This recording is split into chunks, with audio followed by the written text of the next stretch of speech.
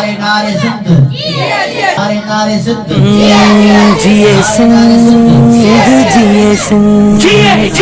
जिए सिंध जिए सिंध सिंधी बोली मिठी बोली सिंधी बोली मिठी बोली या मुखे प्यारी घणी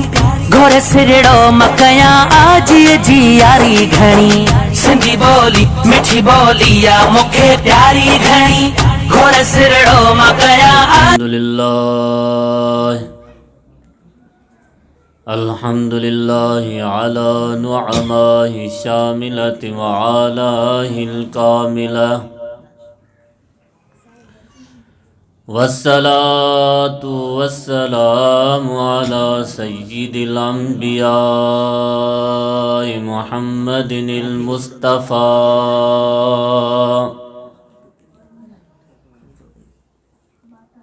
वाला आलिहि त्वय्यिबीन अत्ताहिरीन अलमुत्तहिरीन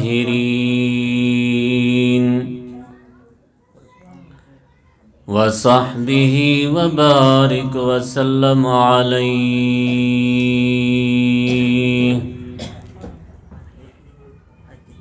अम्मा बअदु फ़अऊज़ु बिल्लाहि मिनश शैतानिर रजीम बिस्मिल्लाहिर रहमानिर रहीम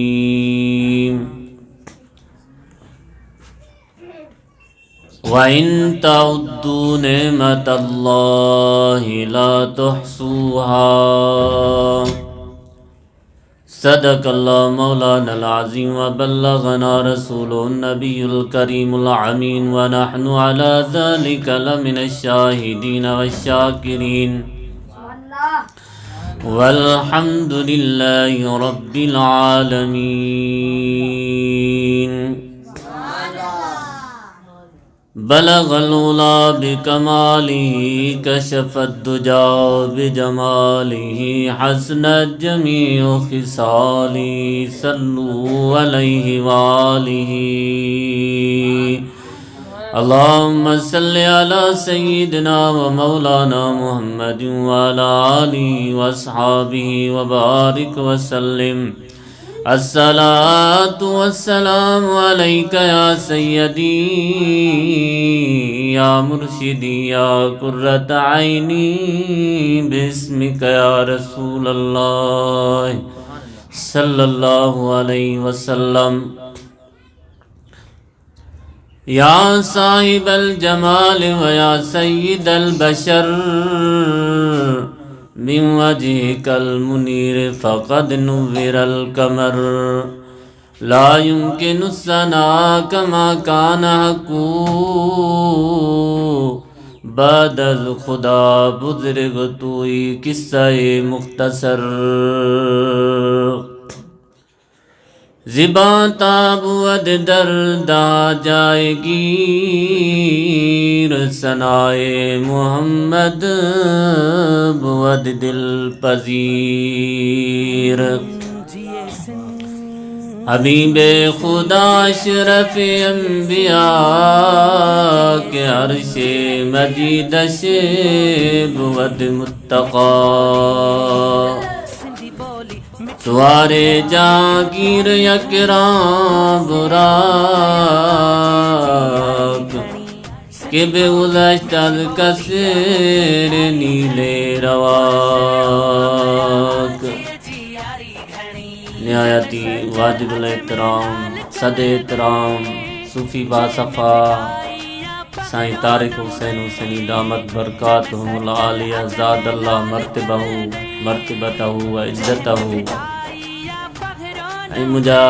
हिन मदरसा साईं सैयद शफ़ीक़ अहमद बुखारी रहमतुल्लाह अलैह जा तालिबुल इल्मो ही अॼोकी ही महफ़िल असांजे साईं दोस्त साईं तारिक हुसैन हुसैनी सिंध अमर जे नाले ते ही मंसूब कई आहे। अल्लाह ताला साईं जन के सिहत कामिल अता फरमाए। साईं जन असांखे ज़ाहिरी इल्म सां गॾोगॾु रूहानी इल्म बि ॾेई रहिया आहिनि। साईं तारिक हुसैन हुसैनी ऐं तव्हांखे ख़बर आहे त जेके सिंध जा ॾिहाड़ा सकाफ़त जे नाले सां मल्हाया विया आहिनि उहे सभु गैर शरई हुआ तक़रीबन। कोटड़ी में तव्हां ॾिठो त अल्लाह वारे चौंक ते सिंध सकाफ़त अमड़ जे ॾिहाड़े ते रंडियुनि खे नचायो वियो। असांजी माऊं भेनरूं ऐं असांजूं जेके धीअर आहिनि उन्हनि खे सिंध जे न्याणियुनि खे तख़्तनि ते बिहारे ऐं उन्हनि खे नचायो वियो सकाफ़त जे नाले सां। साईं तारिक हुसैन हुसैनी इहो दुनिया खे पैगाम ॾियणु थो चाहे ऐं हीअ आवाज़ हर हिकु आलिम जे खे बुलंद करणु खपे, लेकिन असांजा आलिम बुज़ुर्ग इन ॻाल्हि ते ख़ामोश रहिया। मीडिया ते फेसबुक ते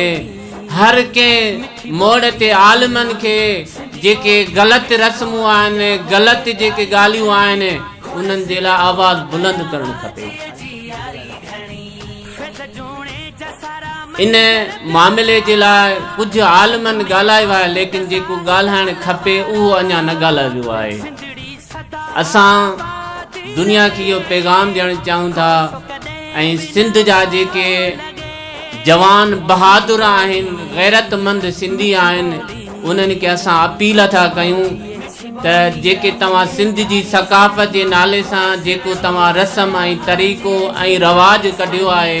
साईं तारिक हुसैन हुसैनी दामत बरकातुहुल आलिया सभिनी खे इहो ॿुधाइण थो चाहे त इहो तरीक़ो सकाफ़त जो कोन्हे को। अॼु जेकॾहिं साईं भिटाई रहमतुल्लाह अलैह मौजूदु हूंदनि हा त इहा सिंध जेकी हाणे सकाफ़त मल्हाई आहे ऐं तरीक़ो इख़्तियार कयो आहे ज़रूरु साईं भिटाई रहमतुल्लाह उन जी मुखालफ़त कंदा। साईं पीर साहिब पागारा साईं रोज़े धणी साईं वॾा बुज़ुर्ग ज़रूरु इन ॻाल्हि जी मुखालफ़त कंदा। हज़रत लाल शाहबाज़ कंदर हज़रत उस्मान मरवंदी